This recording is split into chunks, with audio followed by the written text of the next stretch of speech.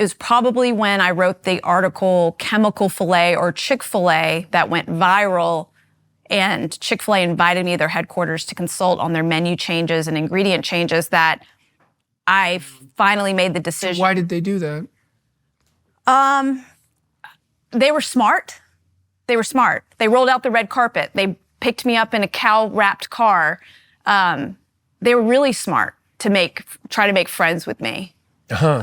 More food industry executives should hear that message, because the reason why Kellogg's is suffering so bad right now is because they wouldn't let us in, right? We just recently went to their headquarters with over 400,000 signatures to get artificial food dyes and a preservative called BHT that's linked to cancer out of their cereals. And they wouldn't let us in. They wouldn't even sit down with us to take the petitions in person. So what is that going to do to activists? It's going to rile us up. It's going to make us mad. It's going to make us go harder. And we started a national boycott. And now Fruit Loops is down 54% in the last 12 weeks on grocery store shelves. And their stock price is down. And they're going to... I got to say, yes. Fruit Loops should be down. No, seriously. Like, well, of course, right? I knew that was not a good food when I was like 4. Right. And I'd like... Some Fruit Loops were fine, but really... Yeah. The reason Fruit Loops is such a good example, they already make other cereals without these additives for virtually everywhere else. Canada, Australia, Europe, India, everywhere almost. And this has got to stop across the board. And so Kellogg's is one example of a larger problem. Concerned with Fruit Loops, for example, like, are you concerned about the fact that it's basically sugar? I mean, it's not. I'm concerned. Number one, I think the main concern I have with Fruit Loops is I don't want anyone to ever eat it again. Right? Yeah, okay. Well, so this is concern, right? But what is it about Fruit Loops particularly that, if you have to focus on what you think isn't acceptable, what aspect of it is? You talked about the chemicals, but it's also a highly processed carbohydrate. That's right. It's radically sugar loaded and targeted towards little children, and the biggest profit generator for Fruit Loops is actually in U.S. schools. In schools. Oh yes. So it's being sold to schools and served for breakfast to our little children, and then it has chemicals in it that affect their brains. It causes hyperactivity. In Europe, you have a cigarette-type warning label on any product that has artificial food dyes that warns parents, that says may cause adverse effects on activity and attention in children. In Europe, parents get to have full informed consent on a product. Here in the United States, we don't have that, right? We allow our companies to just put these poisons in our food when they've already reformulated them better for other countries. And then on top of it, these carcinogens are made from petroleum and these are the colorings? These are the colorings, yeah. And just the way that they are produced create all kinds of carcinogens and other problems, immune response, allergies, other things in the human body, eczema. So one of the things that I first did when I went through my transformation is I suddenly gave up artificial food dyes. I just said, no artificial food dyes. And just that alone helped me transition to a better, cleaner, healthier life, because the products that didn't contain artificial food dyes were few and none, right, at the time. Now there's a whole another industry being created without a lot of these chemicals, which is great. One being my company, Vani, where we're creating products that are processed, like our bar is processed, but it's made with ingredients you would find in your own kitchen. Dates, maple syrup, nuts, right?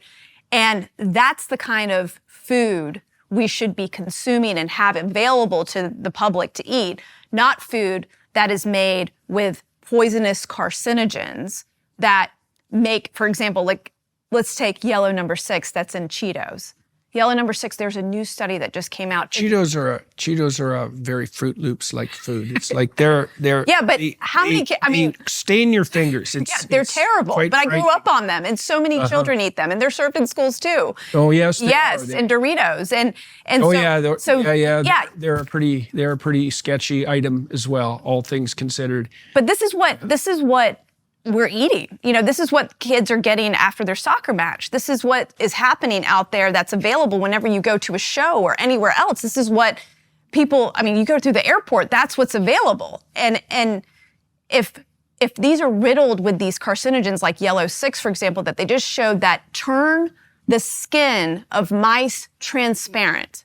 Like, I can't make this up. Like, this is horrifying what it's doing to animals in animal studies, but we allow ourselves to continue to eat it. How do you, diving into the scientific literature in relationship to nutrition it's just a rat's nest. I mean, any clinical studies are impossible, right? I'm amazed that anyone ever does a clinical study on anything because it's so hard. It is. And then on the nutrition side, you have the problem of an immense number of variables, right? So most of the studies that you read that the press publicizes pick one variable among 1,000 and make the claim based on a correlation that, X causes Y, and the probability of that is 0 most of the time as far as I'm concerned, which is why there's been so much rubbish published about nutrition. How do you know that how do you know that you have any ability even to parse the literature? Like, I mean, I understand your claim, and your claim is that, at least in part, that European countries, Canada even, have taken a different approach to the regulation of extraneous chemicals, colorings, for example, in food, and the US is lagging behind that. That's an interpretation. But that's predicated on the idea that the Europeans know more about what they're doing than Americans do. Now, their obesity rates are quite markedly lower in Europe, which is very interesting, right? I mean, It's not obvious why either, because that's even true in places like Italy, where the diet's pretty carbohydrate loaded. And so it's not easy to figure out exactly what's going on. And so it's possible that the differences in food constituents are contributing to that. How the hell you'd ever parse that out is beyond me. But you seem relatively confident in your ability to separate the wheat from the chaff. And I'm kind of wondering, like, why? Because it's really hard. It is really hard, but I don't think nutrition has to be rocket science either. Like, I think the only people that have made it difficult to understand or calculate in a way has been the food scientists themselves that have created these chemicals using the same technology as tobacco companies. R. Reynolds and Philip Morris bought up all the food companies in the early... Yes, that's another thing. See, I don't know much about that, so we should go into that a little bit too, because that's a fact that I've only stumbled on. I don't know, maybe it was only since that Senate hearing, Yeah.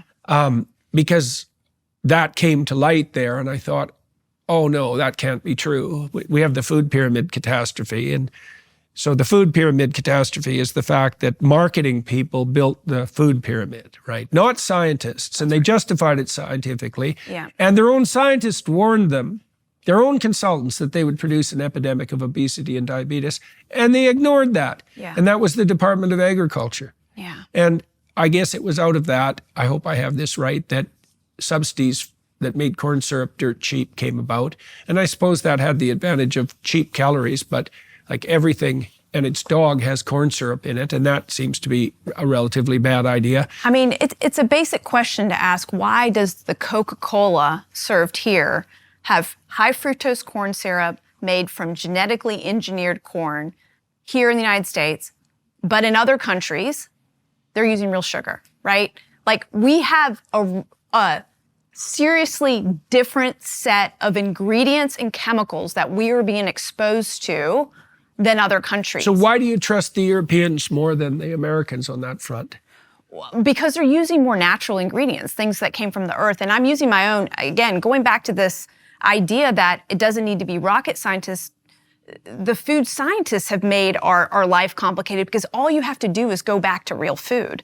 Like, intuitive eating and going back to like what you would find in a farmer's market is literally the first step to unleashing your grips on this industry that has harmed our health, right? Well, so one of the things that I've thought through with regards to this carnivore diet that my daughter and my wife have been instrumental in pursuing is that it radically simplifies the playing field, right? Yeah. I mean, and I'm trying to think just strictly as a scientist in that regard. If you have a chronic illness or a set of chronic illnesses and the etiology is unspecified, which is generally the case for chronic illnesses, the first thing you might want to do is simplify the landscape, right? Now, you can't simplify it more than with a meat-only diet or a beef-only diet even. That's the simplest you can possibly make it, because you can live on beef almost indefinitely. Forever. And so... I think about the Maasai, right? Like Yeah, right. Yeah. Or the Inuit, for that matter, Right. although they don't eat beef, but, they eat meat and fat fundamentally, and they live on it indefinitely, and you can do that. And so that way you eliminate, well, a plethora of potential food related symptoms, and then all the interactions between those foods. And if it works, well, then you can experiment slowly to see if there are particular things that you're sensitive to, or that, because what we've seen with the carnivore diet, they say the plural of anecdote isn't data, which is a cliche I really hate, because the plural of anecdote is hypothesis, actually. If, 1,000 people tell you something, it's like, maybe we can test it and see, like, something might be there. It's not proof, definitely. Proof is hard to come by, but it's the beginnings of the process of investigation. Well, it's clear to me that the carnivore diet radically reduces obesity. Oh. I mean, I had a friend who recently started it. Again, this is an anecdote, but I've seen this with many, many people. He lost 30 pounds in 1 month. He's like 35, 30 pounds. How the hell do you do that? That isn't even possible. Yeah. Because obviously that wasn't all fat. Right. Like, I don't think it's even metabolically possible to do that. Maybe it is. I can't see how, but in any case, so what was that? Reduction in fluid from inflammation, maybe, at least to some degree. Yeah. But the typical response that I've been told by people is that people seem to lose about 7 pounds a month, which is still, that's a lot, man. Yeah. That's like world shaping. That's 84 pounds in a year. It's a lot. Yes. And so, okay, so your take is that you simplify, right? And That's so right. You're trying to go down to more go back basic to, foods. Yeah, you go back to real food without added chemicals. Yeah, well, people say you eat around the edges of the supermarket. That's right. Yeah. Or the farmer's market. You go there. Yeah. And it's really that simple.